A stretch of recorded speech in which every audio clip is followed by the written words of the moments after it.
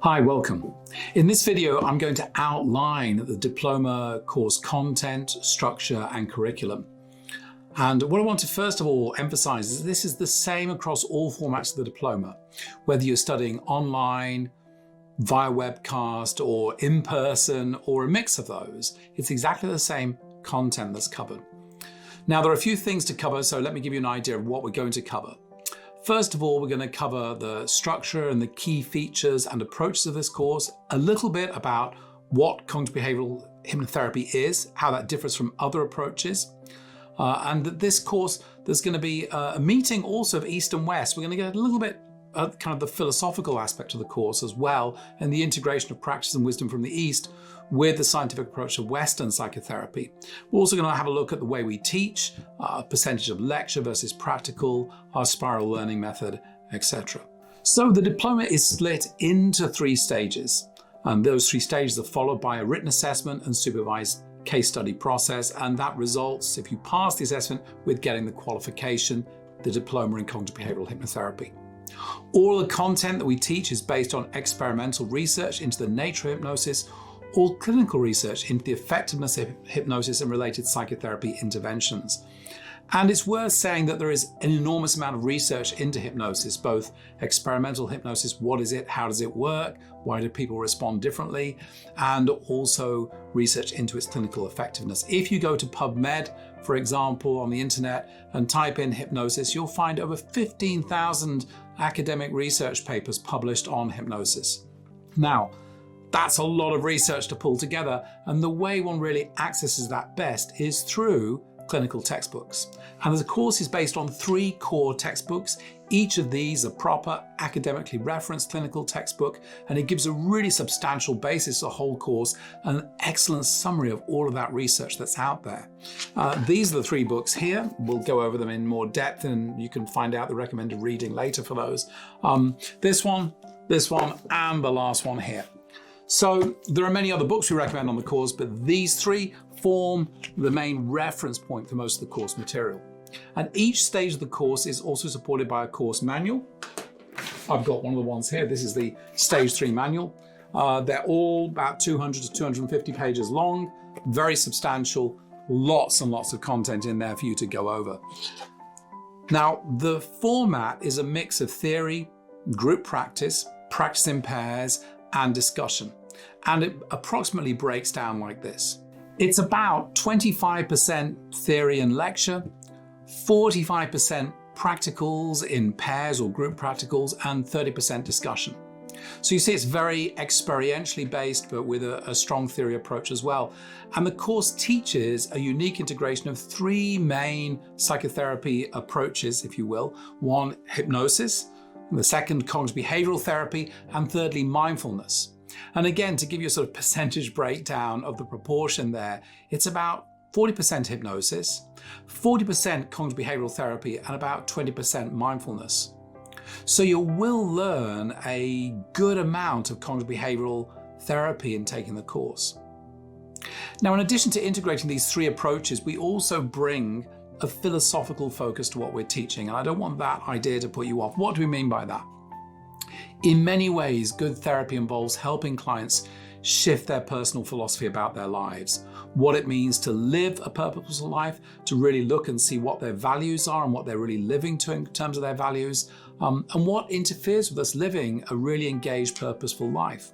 And you'll see these philosophical ideas drawn in both from the West with Greek Stoic philosophy, which is actually the basis for CBT, and also from the East, particularly in terms of a deeper understanding of mind, consciousness, human suffering, potential of liberation from human suffering, and our sense of self.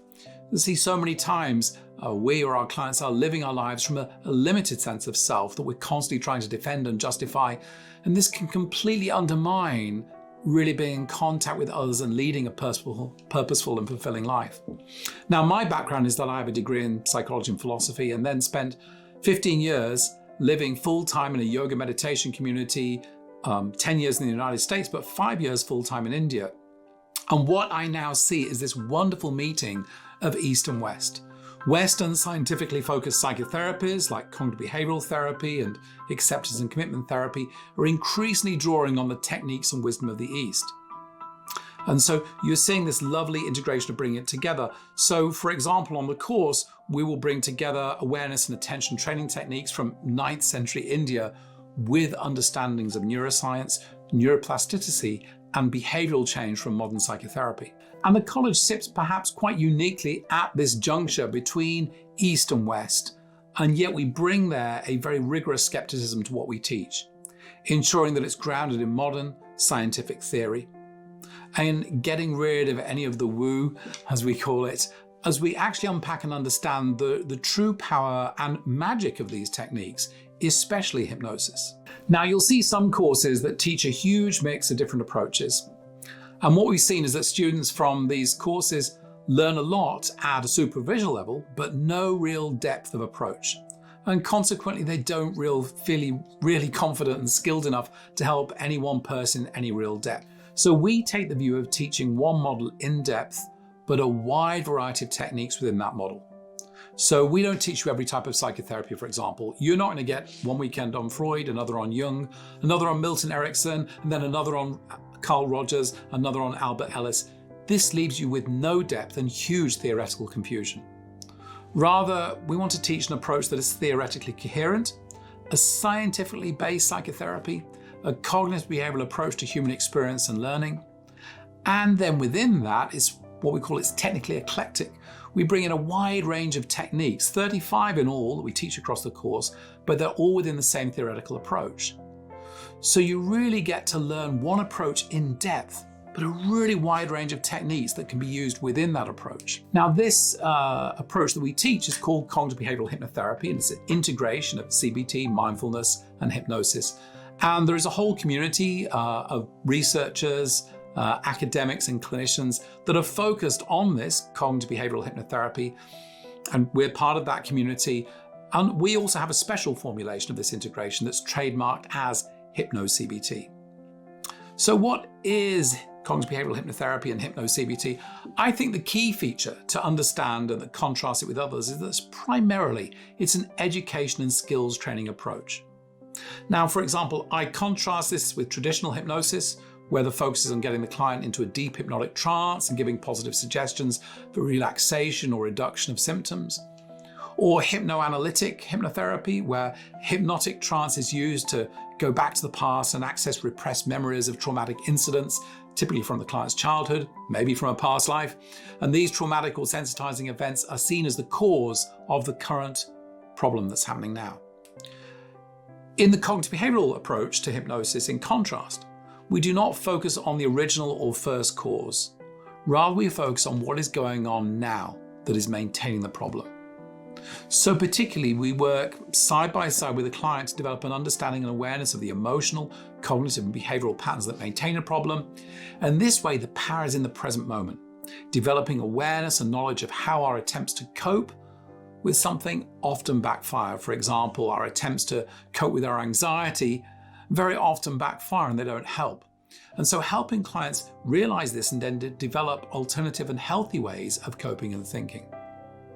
So the focus is on developing awareness, psychological education, and then the teaching and rehearsing of new coping skills. And we consider hypnosis, and especially self-hypnosis, to be a skill that you can develop. And we consider the primary purpose of hypnotherapy or psychotherapy should be for clients to learn about their own psychology and develop new skills for coping with challenges they face. Psychoeducation and coping skills, thus, is the name for the approach, if you will. And the goal is for clients to become their own therapist, or in our case, their own hypnotherapist. Now, you'll see that this is in contrast to many other approaches where sometimes you learn how to heal someone's trauma, or a counseling approach where you provide a supportive listening environment where someone can unwind their knots in their own time. And that's contrasted with an educational skills training approach. And I find many clients will be attracted to this approach because they've gone through lots of other therapy and they don't need any more insight, they don't need any treatments. They want to learn how to cope. They want coping skills to be able to face the challenges in their life. Many clients arrive and they'll ask questions like, why do I do this? And I'll say to them, well, look, let's first figure out how you can do something different. When you've stopped doing that old thing and are doing something better, then you can come back and ask me why you did that old thing. But I can pretty much promise you that you won't be the slightest bit interested in why you did that old unhelpful thing once you know how to stop doing that thing and how to do something better.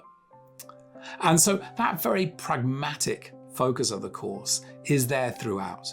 We're focused on helping clients actually learn new ways of coping with their challenges and overcome their old habits without having to go back to any of the history of them at all. Now, over the course of the diploma, you'll learn 35 techniques for helping clients. We call these the Hypno-CBT Toolbox. And nearly all of these are coping skills or psychoeducation in nature. And we have an article where they're all listed out, and you can access that article here. I think the website that's coming up right now. Another feature of this approach is that you really learn to listen to the client and in collaboration with them, design tailored treatment plans. Basically, you learn to think as a creative therapist. Now, this is one of the reasons why when our internal verifier, who checks we're marking everything at the right level all the time, and he's a very experienced psychotherapist, came to observe a day of training, he exclaimed to me at the end, he said, God, Mark, these people aren't doing hypnotherapy. This is proper psychotherapy. They're doing full-blown psychotherapy, Mark. And indeed, this is really a very compressed psychotherapy training, which you can take the time to unpack for many, many years. Now, this is in contrast, again, to some other approaches which I think can be summed up perhaps sometimes as paint by numbers therapy or shotgun therapy.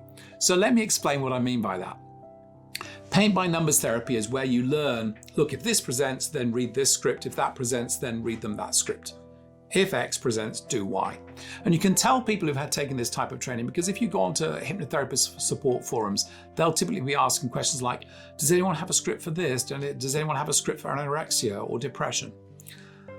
Now, I just want to say as a sidebar, finding a novice therapist asking for a script for anorexia really causes concern for me, because it's completely outside the sphere of competence of a novice therapist, even most experienced therapists. Anorexia is an extremely serious condition with severe risks of long-term damage to physical health or fatality. And so going on a forum and asking for a script indicates not just this sort of paint by numbers approach, but also that the new therapist really doesn't understand their sphere of competence. So our training is quite short and compressed, but we're very clear about the sphere of competence, especially for newly trained therapists, and they work carefully with their supervisor, understanding their sphere of competence. So to come back, that's the sort of paint by numbers approach. If X presents, do Y, very simplistic. Now, shotgun therapy is where you learn powerful techniques. And this, in hypnotherapy and also neuro-linguistic programming, people learn like really powerful techniques. They go off and do a workshop, they learn another powerful technique. And this tends to present itself in a sort of approach that, try this, and if this doesn't work, then try that, and if that doesn't work, try that. So do some deep relaxation and positive suggestion work. If that doesn't work, regress them back to their childhood trauma. Maybe that's the issue. If that doesn't work, try this technique. And again, if you go onto a forum, you'll see people asking, oh, I'm having trouble with this, I've tried this and this. Does anyone have a technique for helping with X, Y, Z?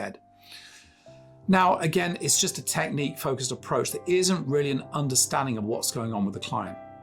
To think as a professional therapist, first of all, you conduct a detailed assessment, you gather information, you agree with the client the goals of therapy.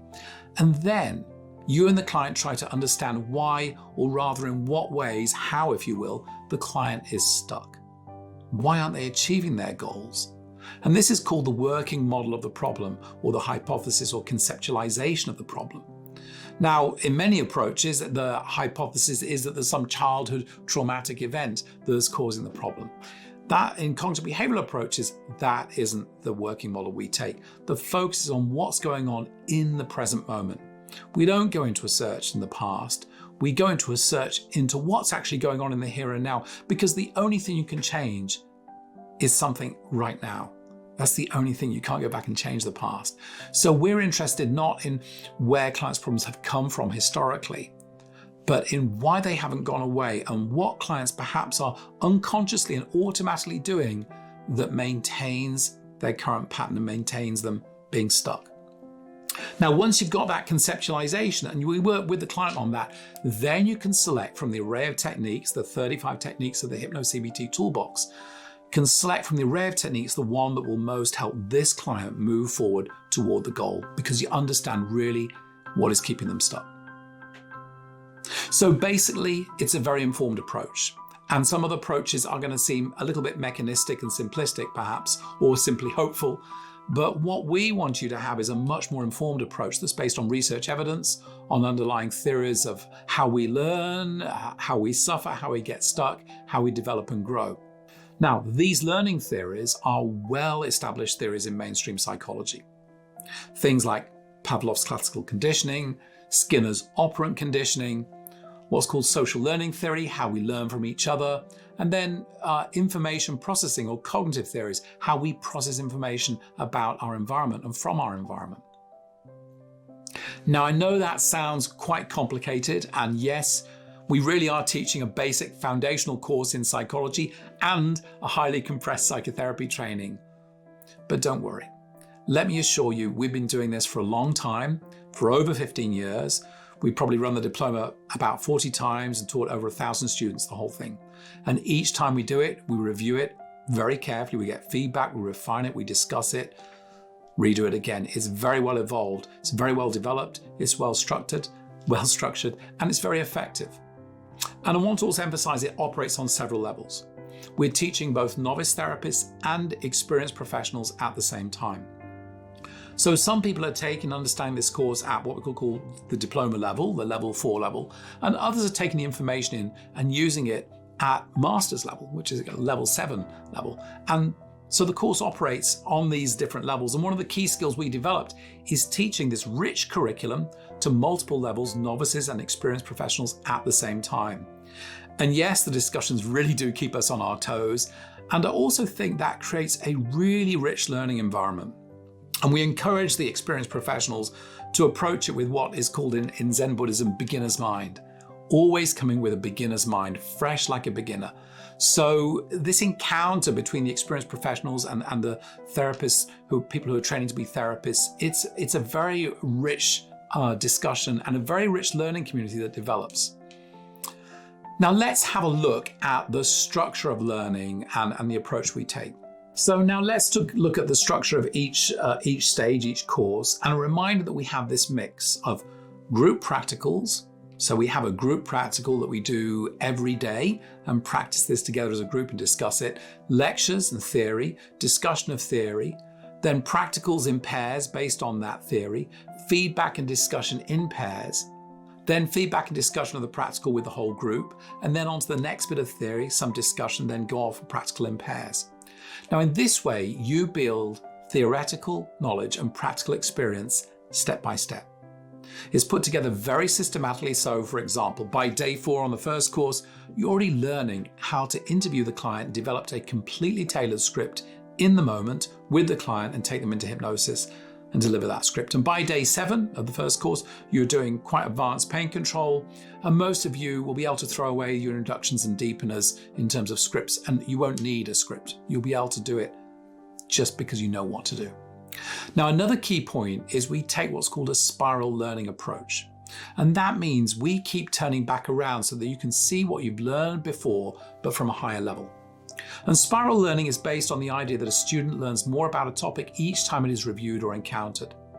Each time you encounter the idea, your knowledge expands, it gets more integrated, and your skill improves, leading to a real depth of knowledge, skill, and mastery. Okay, now let's take a quick overview of each stage, the content. Now there's a more detailed video following on from this if you want, but let's take a quick sweep through. And again, a reminder that all the techniques are based on clinical research with a few special developments that we've added, and these make up the 35 techniques in the Hypno-CBT toolbox. Stage 1 is the certificate in evidence-based hypnosis. You really learn all the nuts and bolts of hypnosis, all the key elements, and also how it works based on scientific research. And there is a lot of scientific research. Day 1 is focused on self-hypnosis. It's a self-hypnosis workshop. And the approach here that all hypnosis is fundamentally self-hypnosis. Now, it might seem strange to start with self-hypnosis, But the cognitive behavioral approach understands that all hypnosis is self-hypnosis. This naturally debunks lots of myths, changes the power structure that's going on. So it's not some powerful hypnotist hypnotizing you, but you're hypnotizing yourself, and the therapist is showing you how to do that. Now, also we see that self-hypnosis, when that's done right at the beginning, leads to greater self-efficacy. People that learn self-hypnosis, first of all, do better. For example, in pain control, they do better in pain control when they've learned self-hypnosis right from the beginning, rather than felt that it's something that is being done to them. In stage 1, you learn what hypnosis is, how and why it works, the research, essentially the nuts and bolts and mechanics of hypnosis. You'll learn hypnotic relaxation, hypnotic suggestibility, a wide range of induction techniques, a wide range of deepeners to deepen hypnosis, how to test for hypnosis and hypnotic responsiveness, how to train people to become more responsive hypnosis. You'll learn our script writing machine, which I referenced before on day 4 of the course, and one hypnotherapist who trained somewhere else and took our course said it was worth the price of the whole diploma just to learn the script writing machine that she learned on day 4. You'll learn in the first week how to do a full 1-hour initial assessment, and also have a specialist pain control module. You're going to practice the skills on yourself and others throughout. That includes the pain control. And we have this group exercise through the week, a mindfulness exercise called Leaves on the Stream. Now, stage 2, the focus is on behavioral hypnotherapy. And here we take behavior therapy techniques and we integrate those with hypnosis. And we start the course by looking at stress inoculation training. Sometimes that's called coping skills therapy, and how we add hypnosis to that. We then get in-depth look into relaxation training, muscle relaxation, and various ways of relaxing, not using hypnosis. We then look at the issue of assertiveness, disinhibition, and self-expression, particularly as it presents in social anxiety. We then get into 2 days focused on exposure therapy, and this is really where you learn how to recondition or retrain the nervous system. Finally, we start looking at habit reversal training, thought stopping, and paradoxical intention techniques. And that wraps up week 2, which is focused on the integration of hypnosis with behavior therapy. Stage 3, we focus on cognitive hypnotherapy, and that is the cognitive model. We're focusing on thoughts, particularly as the target for change here, thoughts, beliefs, self-talk, assumptions, judgments, and we're focusing on how to use hypnosis to bring about that change in the way we think, believe, expect, talk to ourselves. We have a look at Albert Ellis's work, Aaron Beck's work. We particularly look at the cognitive model of anxiety. We take you through also problem-solving therapy, an amazingly effective psychotherapy approach. It's so simple that people don't use it enough. And we integrate hypnosis with that into what we call problem-solving hypnotherapy, probably the only place in the world that teaches problem-solving hypnotherapy. We'll then focus on a range of mental imagery techniques that reinforce the cognitive change. We have a day on mindfulness techniques, acceptance and commitment therapy, and then we wind up the week with a special focus on social anxiety and some particular new powerful techniques that we've developed. Throughout this all, you're learning treatment planning and how to think and plan like a therapist. As I said, you can view more detailed video on what's covered in the 3 stages after this. I mentioned before, we've got this toolbox of techniques. I'm not going to go through them all now, but do take a look at them. We've added to that some proprietary therapy interventions, and these are developed from existing techniques and established learning principles in psychology. And these particular approaches we have are the Hypno-CBT script writing process, triple exposure, ABC triple exposure hypnotherapy, the tension release breathing method that I developed some time back, our core self model, and the principle of unlearning, the techniques for unlearning self-consciousness. So we have some particular techniques that we developed to free people from the sense of self-consciousness and the sense of being observed by other people or being an object that other people are looking at. And if you think about it, that's what holds us back so much in our lives, is this sense of slight social anxiety or inhibition, the feeling of being observed by other people and how we're doing in other people's eyes. And we really want to train people out of that so they're looking through the world through their own eyes. Now, when you've done the 3 stages, and those 3 stages are organized, as I said, across 21 days, 7 days in each stage. And that applies for the live in-person training and the webcast. If you're doing the online pre-recorded diploma or the self-led version, it's exactly the same organization and material, but of course you can choose when you go and do those days, so to speak. They're not in the 7-day blocks on our calendar. When you've completed all those 21 days worth of training, and that comes to 135 hours if you're taking the course, then to gain the qualification, as well as completing the training, you need to do 3 supervised case studies and a written assessment. And the written assessment comprises answering 26 questions with short essay answers. And these are designed so that you can demonstrate that you've met the learning outcomes for this qualification. And the qualification is awarded, verified and awarded by NCFE Cash. They are a national awarding and examining body that's government regulated. They've been around about 170 years. They're a non-profit. They used to be an adult education college, stood for the Northern Further College of Education. And then they changed just to focus on providing vocational verification assessment of qualifications. So the qualification was designed in collaboration with them. It is a customized qualification. It's not on the national government list. And NCFE have verified it as being at level 4 on the qualifications credit framework. And we have a student handbook which covers all of this. It covers all the college policies, the learning outcomes for this qualification, the assessment questions, and the assessment process. And just to be clear, the assessment is an exam. It's completed in your own time, and you need to get 6 out of 10 or more on each of the questions, and you have a chance to resubmit your answers as well. So if you get marked below 6 out of 10, you've got a chance to send that back in. And if you struggle at all, we have additional tutoring available for those who need it. I know some of you are going to feel like, oh, it's going back to school and the horrors of school and exams. It's not like that. And we give you plenty of support. There's plenty of advice available.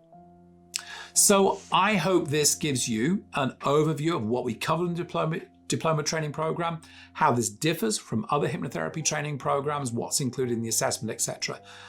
See, I'm very keen, everyone here is keen that everybody who takes the training is very informed and happy with the training.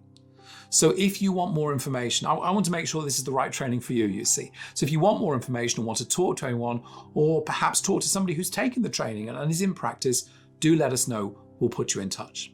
Thank you so much for listening.